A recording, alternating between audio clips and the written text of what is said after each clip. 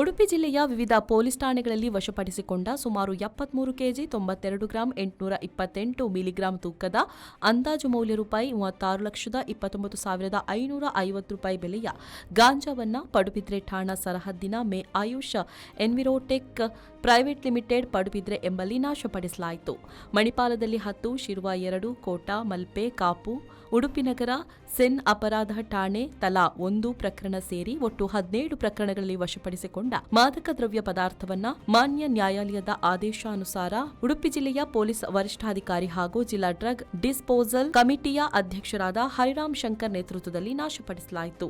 ಈ ಕಾರ್ಯಾಚರಣೆಯಲ್ಲಿ ಐಪಿಎಸ್, ಜಿಲ್ಲಾ ಡ್ರಗ್ ಡಿಸ್ಪೋಸಲ್ ಕಮಿಟಿ ಸದಸ್ಯರು ಹಾಗೂ ಕಾರ್ಕಳ ಉಪವಿಭಾಗದ ಪೊಲೀಸ್ ಉಪಾಧೀಕ್ಷಕರು ಹಾಗೂ ಸದಸ್ಯರಾದ ಎಸ್. ವಿಜಯಪ್ರಸಾದ್, ಉಡುಪಿ ಉಪವಿಭಾಗದ ಪೊಲೀಸ್ ಉಪಾಧೀಕ್ಷಕರು ಹಾಗೂ ಸದಸ್ಯರಾದ ಬೆಳ್ಳಿಯಪ್ಪ ಕೆಯು, ಉಡುಪಿ ಜಿಲ್ಲಾ ಹೆಚ್ಚುವರಿ ಪೊಲೀಸ್ ವರಿಷ್ಠಾಧಿಕಾರಿ ಸುಧಾಕರ್ ಎಸ್ ನಾಯ್ಕ್, ಕಾಪು ವೃತ್ತ ನಿರೀಕ್ಷಕ ಅಜ್ಮತ್ ಆಲಿ, ಕಾಪು ಪೊಲೀಸ್ ಠಾಣೆಯ ಉಪನಿರೀಕ್ಷಕ ತೇಜಸ್ವಿ, ಪಡುಬಿದ್ರೆ ಪೊಲೀಸ್ ಠಾಣಾ ಉಪನಿರೀಕ್ಷಕ ಶಕ್ತಿ ವೇಲು ಹಾಗೂ ಪೊಲೀಸ್ ಸಿಬ್ಬಂದಿಗಳು ಮತ್ತು ಮೇ ಆಯುಷ್ ಎನ್ವಿರೋಟಿಕ್ ಪ್ರೈವೇಟ್ ಲಿಮಿಟೆಡ್ ಪಡುಬಿದ್ರೆಯ ಅಧಿಕಾರಿಯವರು ಉಪಸ್ಥಿತರಿದ್ದರು.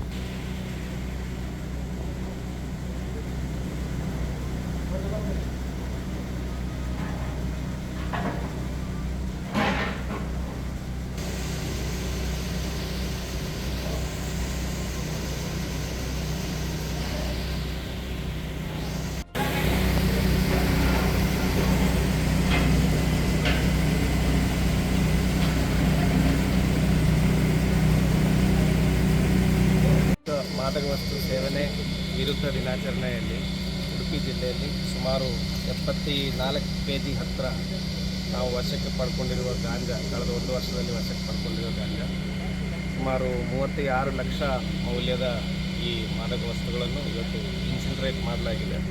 ಸುಮಾರು 10 ಪ್ರಕರಣಗಳಿಗೆ ಸಂಬಂಧಪಟ್ಟಾಗಿರುವಂತಹ ಮಾದಕ ವಸ್ತುಗಳನ್ನು ಇವತ್ತು ಕೋರ್ಟ್ ಆದೇಶದಂತೆ ಪ್ರೊಸೀಜರ್ ಪ್ರಕಾರ ಡಿಸ್ಟ್ರಾಯ್ ಮಾಡಲಾಗಿದೆ. ಈ ಮಾದಕ ವಸ್ತುಗಳ ವಿರುದ್ಧ ಹೋರಾಟ ನಾವು ಇನ್ನು ಮುಂದೆನೂ ಕಂಟಿನ್ಯೂ ಮಾಡ್ತೀವಿ. ಈಗಾಗಲೇ ನಾವು ಉಡುಪಿ ಜಿಲ್ಲೆಯಲ್ಲಿ ಎಲ್ಲರಿಗೂ QR ಕೋಡನ್ನು ಹಂಚಿದ್ದೀವಿ. ಆ QR ಕೋಡಿಗೆ ನೀವು ಮಾಹಿತಿ ಕೊಡಿ, ನೀವು ಕಾನ್ಫಿಡೆನ್ಷಿಯಲ್ ಆಗಿ ಮಾಹಿತಿ ಕೊಡ್ಬೋದು. ಅದರ ಬೇಸಿಸ್ ಮೇಲೆ ನಾವು ಕ್ರಮ ಕೈಗೊಳ್ತೀವಿ ಅಂತ ಈ ಸಂದರ್ಭದಲ್ಲಿ ರವಿರಾಜ್, V4 ನ್ಯೂಸ್, ಪಡುಬಿದ್ರೆ.